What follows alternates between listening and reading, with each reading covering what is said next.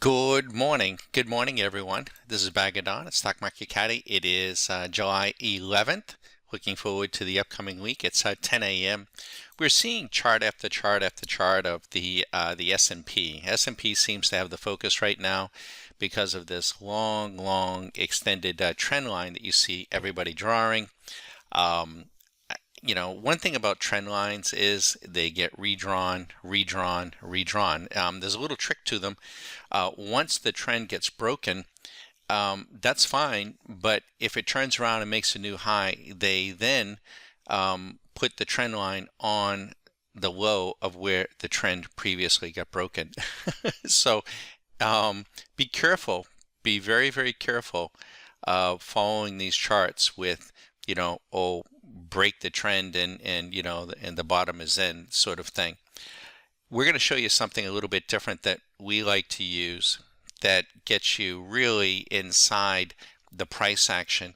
And this is what we call a Renko, or what is called a Renko chart. Renko chart. Now, this Renko is set at 21 points. 21 points. It says $21. Of course, you can't trade. This is on the S&P cash. You can't trade shares of the S&P cash. You can trade options. 21 points represents about 0.5%. So we've slowed it down, and that's the size we've been using now for some time. Now, when we're trading intraday, we'll use brick sizes much smaller than that. But when we're looking at the position of the market or position trading, we will slow it down and use half a percent or maybe even 1% for brick sizes.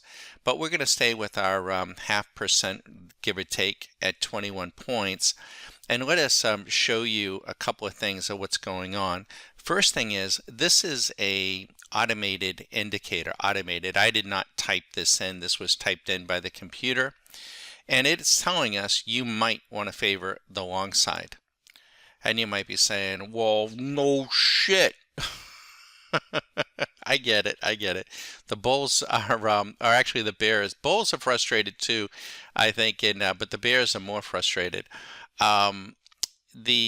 This would have lit up right here, right there. See this where it says Trend Caddy long? We have a strategy actually on this right there, and that price would have been at 41, give or take 41.83, and that would have been back on May 24th. That's when that would have lit up. It's been under accumulation, and there's been some brief distribution, and it hasn't quite hit on this chart euphoria, or we would get an alert to that. It would tell us actually it's in euphoria. Not quite yet.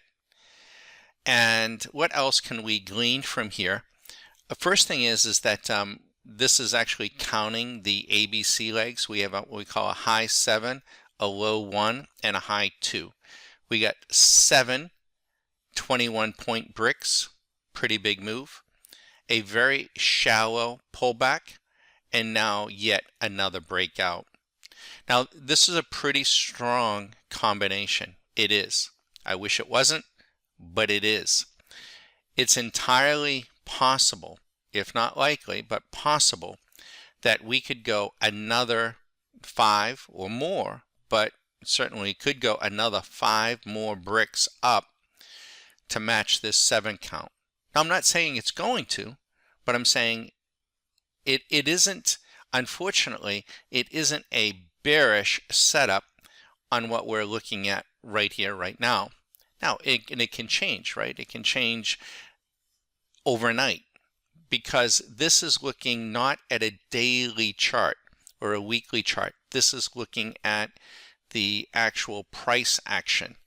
Okay, so it has no regard for time. But these little green dots showed our members how they would have wanted, and all of this would have shown them how they would have wanted to be positioned. And this was a little buy signal, We haven't had a sell signal until over here, and then that, of course, was in fact negated as it broke back up through. Other information that we can glean from this chart is the momentum. Now the momentum has been positive going all the way back to March 5th, back in here. We have had some momentary dips. That's all these have been, momentary dips. No real selling momentum at all. But you can see here, draw a cursor, you can see that the peak of the momentum was right here on April 16th at a high of 41.81. And you can say, well, Bagger, we're much higher than that. We are. We're much higher than 41.81, and yet the momentum is not nearly as high. Now, that doesn't mean that you run out and go short the market, but it is something that if you were super bullish, you might want to factor that into your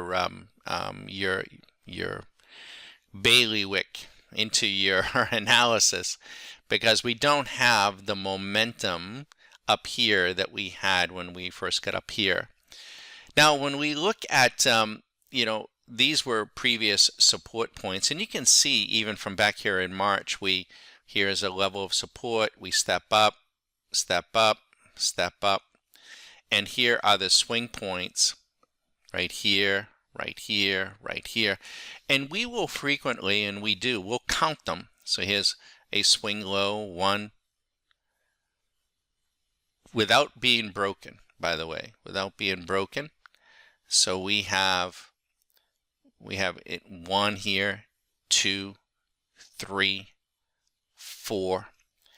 We get up to a 5 or 6 count, invariably the market has a tendency to pull. Any market, and almost on any size Renko brick, has a tendency to pull back. So any and all metric, the market is extended. There's no question about that. If we do pull back, now what we need is a pull down, a throwback, and then another pull down to give us a bearish setup. And so let me just drag this over. Well, maybe I won't. We'll try again here. Let's see if we can drag this over. We'll try. There we go. Get this back. Give us a little bit more room. So if we do, we don't know here on Sunday night, but if we do pull back, the very first level of support is right here at 43, really 43.05, 43.10. And this would be the first area to challenge. If this breaks, then we will be rapidly to 42.49. And if that breaks, we'll be at 41.83. And if that breaks, the next support is 40.78. Now there's quite a bit of support in here, and this is where all this congestion is. I think that this will be short-lived. I just don't think the momentum is there. We're seeing divergences in other markets. Could be wrong, but I think this week in particular we'll be back down in this range. So we could be back down into here, and we could do it pretty quickly. I mean, it could do it in a day. I mean, it's entirely possible. The VIX isn't indicating that right now, but the VIX is indicating more concern up here than it has indicated in any of the last couple of weeks. That concern, what concern might that be? One never knows. I've been doing this for years and years now. I'm a pretty old guy. It is an old parlor game, I guess, with traders, and certainly one on Twitter sphere is, what is the catalyst? Everybody wants to be the smartest guy in the room. We are by far not the smartest guy in the room. In fact, I'll arm wrestle you for the title of being the most ignorant, and it'll keep me honest with our tools. But if we were to play the parlor game, one of the even though it's a baked number, it's a government number, but one of the catalysts could be on Tuesday we have a CPI number, an inflation number. And if the Fed does want to cool things down, They may themselves generate a high inflation number just to put some pause into this market. That's possible. But beyond that, I don't have a crystal ball. I can't tell you what the catalyst might be. And some of the best corrections, some of the best moves are when there really is no catalyst. It just happens. And people are looking for a reason and never really do settle on one. If you go back to the dot-com crash, and I'm not saying we're going to have a dot-com crash here, although it would be nice, and I would not even be surprised, but even looking back at the dot-com crash, nobody can really say now, with hindsight, what was the triggering mechanism. I'm Bagadon at Stock Market Caddy. The market closed, the S&P closed at 43.69, and you're going to hear from just about everybody the trend is up, and as long as we're making higher highs, it's higher we go. As frustrating as that is, it's true, but pay attention to 43.10. We take out 43.10, we'll have a short-term break, and we'll have a short-term downtrend, and that could happen very quickly. The next level, important level, will be 42.50. If we can break 42.50, puts us back into this consolidation area, and then of course puts all of this in play.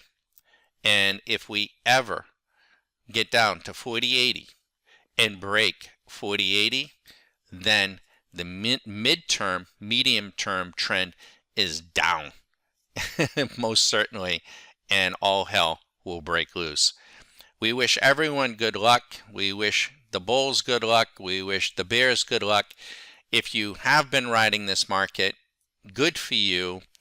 Just remember, bulls make money, bears make money, but pigs get slaughtered. Markets do gap.